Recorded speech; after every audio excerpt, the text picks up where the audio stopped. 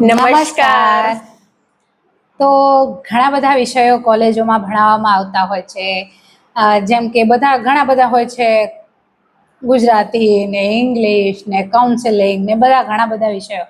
પણ આજે આપણે એનઈપી દ્વારા જે હમણાં જે આઈકેએસ વિષય આવ્યો છે તેના વિશે વાત કરીશું. તો આજે અમે એના વિશે ચર્ચા કરીશું. તો આપણે કરીશું. તો હમણાં જે આપણે આઈકેએસમાં કેવું હોય છે, આપણે આઈકેએસ ની અંદર તો જીવતા હોય ને એવા મણકા બનાવવામાં આવે છે.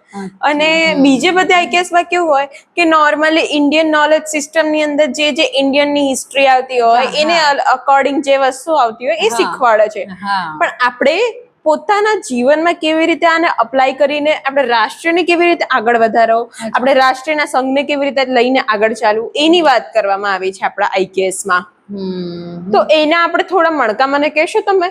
હા, એમાં અમુક મણકા છે કે સત્યાગ્રહી, પછી ધર્મ સંસ્કૃતિ પરાયણતા છે, પછી એવા ઘણા અમુક મણકા છે. એમાં પછી એમાં તમને ગમતા કયા મણકા છે? મને ગમતા તો છે નિજાનંદી છે, ગુણીજન છે, પછી સત્યાગ્રહી છે, અને બીજો એક છે લોકનાયક. આ તો મારા મોસ્ટ ફેવરેટ છે.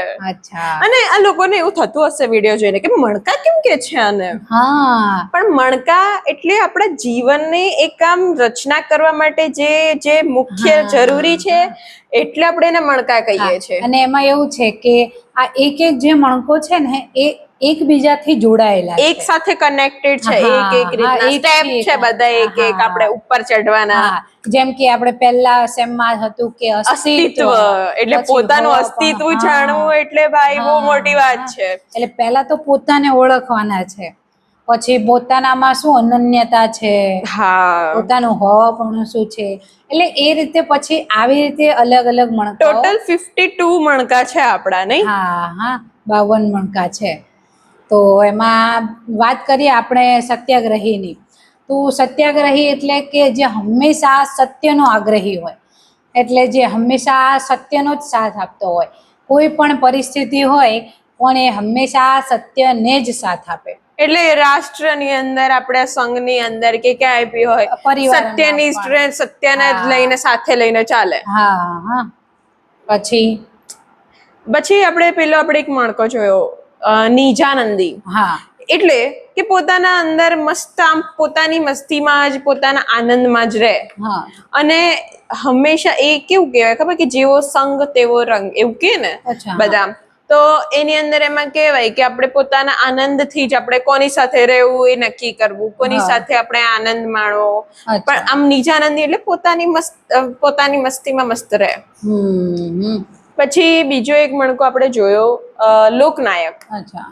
લોકનાયક તમે કીધું સત્યાગ્રહી, કે સત્યને બધા લઈને સાથે ચાલે. એ જ રીતે લોકનાયક જે છે એ લોકનાયક આપણા રાષ્ટ્ર માટે કામ કરતા હોય. એટલે આપણને બધાને, સમાજના લોકોને સાથે લઈને ચાલે. એ જ સાચો લોકનાયક. અને જે સત્યની સાથે ચાલે ને એ જ સાચો લોકનાયક. અને તેને પોતાના લોકનાયકના ગુણ ખબર હોવી જોઈએ. એ જ સાચો લોકનાયક કહેવાય. અને આપણે એકવાર ગયા વખતે લોકનાયકનો પ્રશ્ન પણ પૂછાયો હતો કે લોકનાયકનામાં લક્ષણો કેવા હોવા જોઈએ. એક્ઝામમાં પૂછાયો હતો આપણે. અને આપણે એની પર ડિબેટ પણ કરેલી હતી. એ ડિબેટ તો મસ્ત જામી હતી, નહીં? પછી અમુક વ્યવસ્થાપક છે, સહસર્જક છે. આ મણકા છે? સહસર્જક મણકો છે પોતાનો. ઓકે.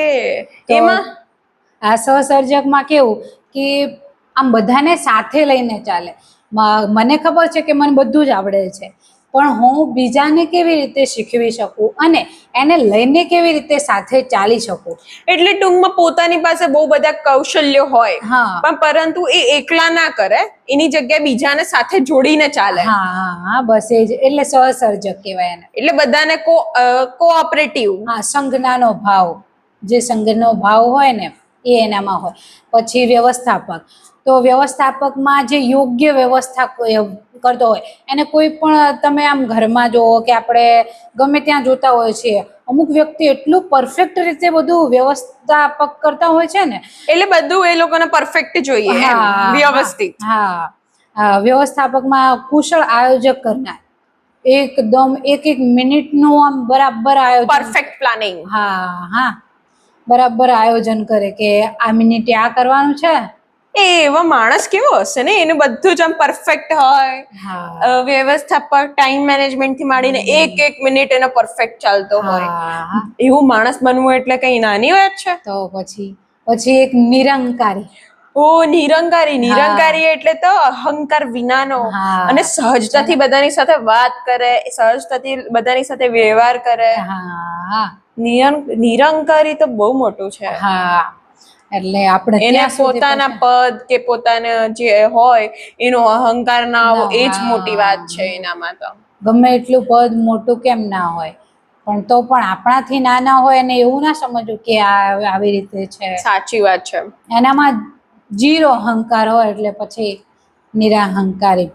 આ મણકા જ આવી રીતે આપણને જીવન જીવતા શીખવે. આપણે બી ક્યાંક આ મણકા આપણે શીખતા જશું, પણ આપણને ધ્યાનમાં નહીં હોય. આપણા જીવનમાં પણ આવી જતા હશે અમુક ટાઈમે. હા, ક્યારેક કોઈ પરિસ્થિતિમાં એવી જીવાતા પરિસ્થિતિમાં આપણે જીવાતા હશે આ મણકા, પણ આપણે ધ્યાન નહીં આપ્યું કે આપણે આ મણકો જીવ્યા એમ. હા પણ જયારે આ મણકા બન્યા ત્યારે હવે આપણને ખબર પડી ગઈ કે ક્યાં કયો મણકો જીવાય છે એ. અરે આ મણકા ભણાયા પછી એવું જ થાય છે, હર કોઈ પરિસ્થિતિમાં કે આપણે કોઈ વાતો કરતા હોય, એમાં કોઈક સત્ય બોલતું હોય કે કોઈક ડર વગર કોઈ વાત કરતું હોય, કોઈક નું બરોબર વ્યવસ્થાપક ચાલતું હોય, તો આપણે કહીએ આ મણકો અહીંયા સિદ્ધ થઈ ગયો. આપણે એવું સીધું કહી દઈએ કે આ વ્યવસ્થાપક નો મણકો જીવે છે, આ સત્યાગ્રહી નો મણકો જીવે છે. બહુ સરસ એક્સપ્લેનેશન થયું આજે, બહુ સરસ ચર્ચા થઈ આજે. મને આ બધા મણકા મજા આવી. આમ ફરી રિવાઇઝ કરી દીધા. એક્ઝામ પેપરમાં પણ હવે આપણે લખી શકીશું બહુ મસ્ત રીતે. અને હવે હમણાં પાછી એક્ઝામ પણ આવે છે, એટલે અને આપણે તો જે જીવ્યા હોય એ જ લખીએ છીએ એક્ઝામમાં. તો આપનો ખૂબ ખૂબ ધન્યવાદ. ખૂબ ખૂબ ધન્યવાદ. તો ધન્યવાદ મિત્રો. આ વિડીયો કેવો લાગ્યો? લાઈક, શેર અને સબસ્ક્રાઇબ કરજો. ધન્યવાદ.